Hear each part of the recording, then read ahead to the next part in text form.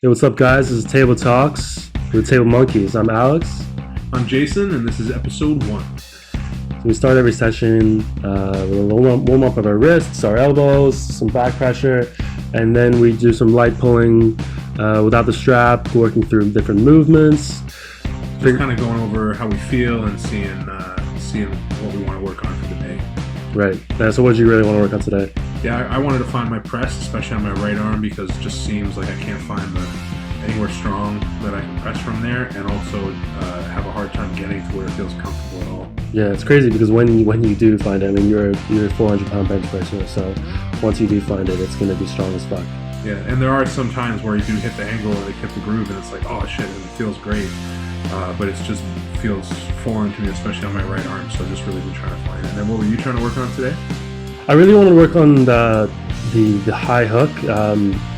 We've seen Brendan Lemon doing it, and obviously Devin Laird from the High Hookers do it, and you learned it from the High Hookers, right? I was working with Don Smith at the High Hookers, and he showed it to me. I can't say that he showed it to me so I got it, but he ran through it and kind of showed me how effective it is. Especially just the versatility. Like once you get it and you get that your opponent's hand turned over and you're in that comfortable position, you can access a press or roll out for a can opener. Like there's just so many things you can do from there. So it's a really effective move. But again, we don't know a ton about arm wrestling, but we know about training. But the arm wrestling we're figuring out. So what's so interesting is you pull with somebody, you do something for a while, you think you got it right, and then you go pull with somebody else and they show you a completely different way to do it, and it just blows your mind. Yeah, exactly. That's why we can't wait to get out of this quarantine so we can go visit some other arm wrestling clubs, go to tournaments, and start hopefully progressing a little faster in terms of our knowledge and technique. Yeah, find out what's worked and what we've done so far and what hasn't. The one thing I think we both agree from powerlifting is the only numbers that matter are the numbers you do on the platform, like in a meet. Like gym time is only getting ready for actually performing at a meet. I think that I feel the same way about arm wrestling. Like the only pins that matter are the ones in tournaments. So we're super excited to see if any of this stuff has worked and we can earn some more tournament pins. Plus, we don't train to pin. We're training to figure out different movements, and obviously there's a huge strength differential between us, right? So a lot of time you're holding while I'm trying to find positions, right? Yeah, exactly. And that I think you may have heard Ryan Bowen talking about that with his session where he's pulling with his dad, and just from pulling with Devin, it's true everything he said about how Devin holds is he lets you find a strong position and lets you kind of go nuts there. And he never gets tired or feels like he's in danger, so he can just hold that forever. The way we do it, I let Alex get to a good, comfy position. First, we talk it out a bunch, and he finds the move the way he feels best with it, and then let him find that position. I try to defend it as best I can and hold it off as long as I can. Once I feel like I'm getting tired from holding it off, then I'll start to fight back. And then we get a couple good back and forths in the session. But the act of holding and letting your opponent work on his technique, and then discussing it, how does it feel in the strap, how does it feel in your hand, where's the pressure in your arm or in your shoulder, that's the best way, at least for us, that's been the best way to try to improve on our exactly. And not only is it good for you because you get to work from a worse position, but also it's good for me because I get to practice pushing only in good positions. And I don't get used to working in poor positions, which obviously is a no-no. If I was holding him too offensively, like holding him in bad positions all the time, and forcing him to fight out of bad positions when I have to give him the way out of that bad position, he's not going to learn much from it because he's not going to know what's working and what's not. Which is, you ask me that a lot, right? A lot of the time you'll ask, like, hey, did I give that? Was that something I gave up, or was that something that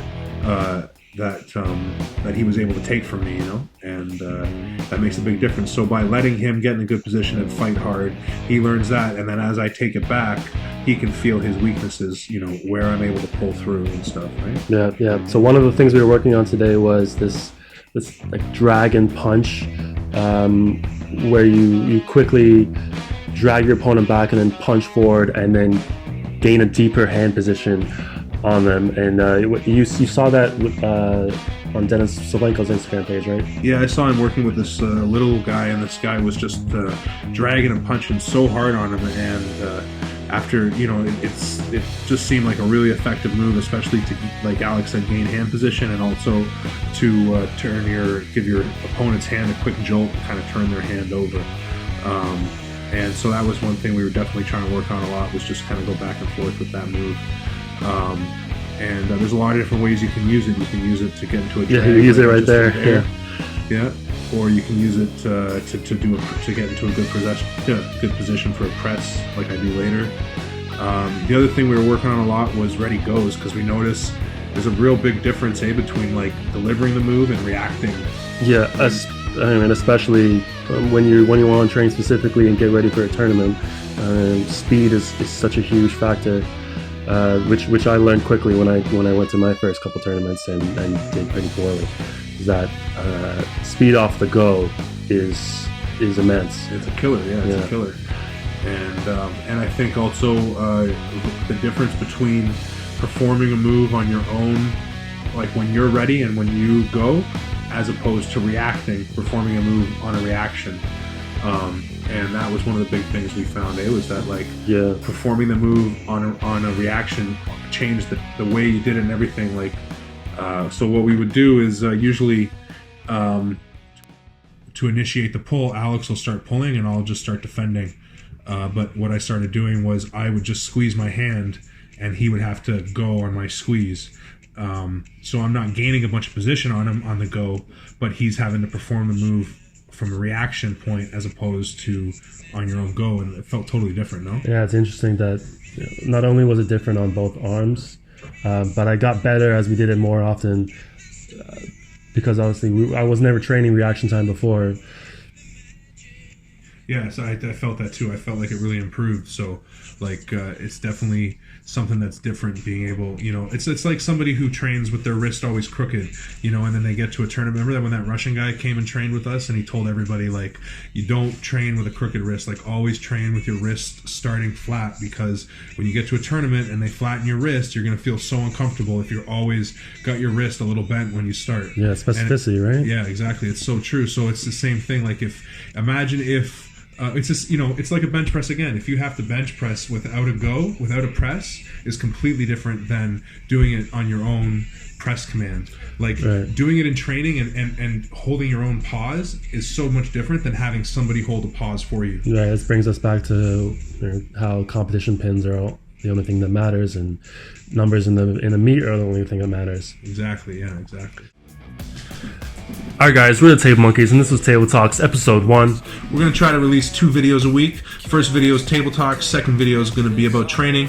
When we talk about training, we're going to talk about how to train for arm wrestling, not necessarily how to arm wrestle, because we got a lot of experience doing strength training in the gym, but we don't have a lot of experience arm wrestling. Which is why we can't wait for this quarantine to be over so we can get out there, compete in tournaments, and meet other teams in Ontario, put our skills to the test, and see if what we've been doing has any effect, And that's it. So, watch the rest of the video, enjoy this match, enjoy the music. If you like the music, check the link in the description, and shout out to my brother for putting it all together. After that, hit the like button, hit the subscribe button, and see you next video. Peace!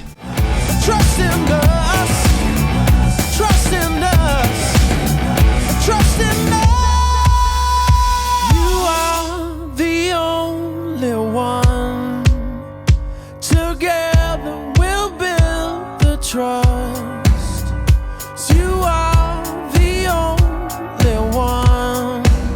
And together we'll build a trust.